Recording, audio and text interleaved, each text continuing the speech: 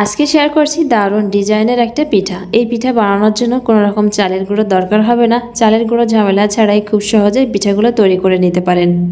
ভিডিওটি ভালো লাগলে লাইক, কমেন্ট, শেয়ার করে দেবেন। আমার ইউটিউব এবং ফেসবুক চ্যানেলে নতুন হয়ে থাকলে চ্যানেলটিকে সাবস্ক্রাইব এবং ফলো করে পাশে থাকবেন। প্রথমে নারকেলের পুরটা তৈরি করে নেব। তার জন্য প্যানে দিয়ে দিচ্ছি গুড় আর তার সাথে দিয়ে দিচ্ছি কোড়ানো নারকেল। এগুলোকে একসাথে ভালো করে মিশিয়ে নেব। আমি এখানে আখের গুড় ব্যবহার করেছি, চাইলে আপনারা চিনিও ব্যবহার করতে পারেন।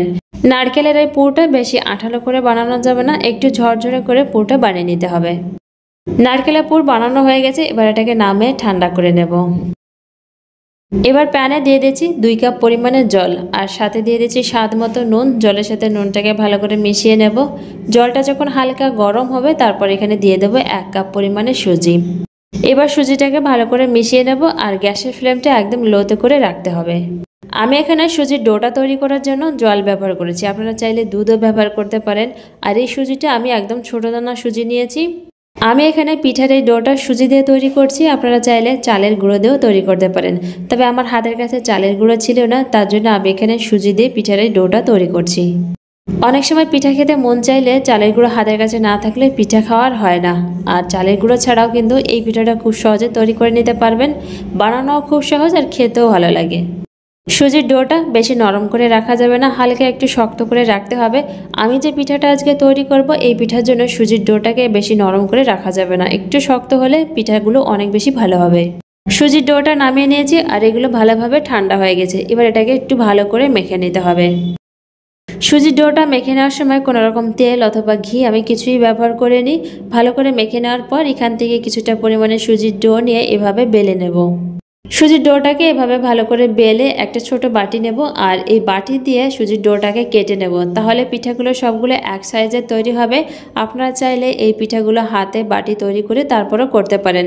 সবগুলো পিঠাকে একই সাইজে তৈরি করতে হলে পিঠার ডোটাকে বেলে এভাবে যে কোনো ধরনের বাটি বা যে কোনো কৌটার ঢাকনা দিয়েও কেটে নিতে পারেন। এভাবে বাটি দিয়ে কেটে নিলে সবগুলো পিঠা একই সাইজের তৈরি হবে, একটা ছোট একটা বড় এরকম হবে না। হাত দিয়ে বাটি তৈরি করে পিঠা তৈরি করলে অনেক সময় ছোট বড় হয়, এভাবে তৈরি করলে কিন্তু একদমই হবে না। এবার এখান থেকে কিছুটা পরিমাণে নারকেলের পুর দিয়ে এভাবে মুখটাকে বন্ধ করে নেব 3 কোণা ভাবে।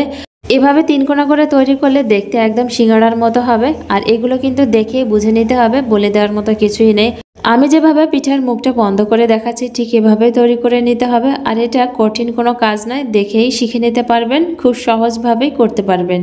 পিঠার এই মুখটাকে ভালো করে বন্ধ করে নিতে হবে। আর এইভাবে আমি সবগুলো পিঠা তৈরি করে নেব। তার আগে এই পিঠার ডিজাইনটা দেখিয়ে দেব। আর এই পিঠার ডিজাইনটা করার জন্য আমি এখানে একটা শোন ব্যবহার করছি। এই শোন দিয়ে ঠিক এইভাবে পিঠার ডিজাইনটা তৈরি করতে হবে। এভাবে পিঠার ডিজাইনটা দেওয়া খুবই সহজ, যে কেউ দেখা মাত্রই এই পিঠার ডিজাইনটা করে নিতে পারবে। পিঠার ডিজাইনটা করার সময় অবশ্যই কিন্তু সাবধানে থাকতে হবে। এই যে পিঠার গায়ে ডিজাইন করার সময় যে শোন দিয়ে চাপটা দেওয়া হয় এটা কিন্তু আস্তে করে দিতে হবে, বেশি জোরে যদি চাপ পড়ে যায় তাহলে ডিজাইনটা নষ্ট হয়ে যেতে পারে।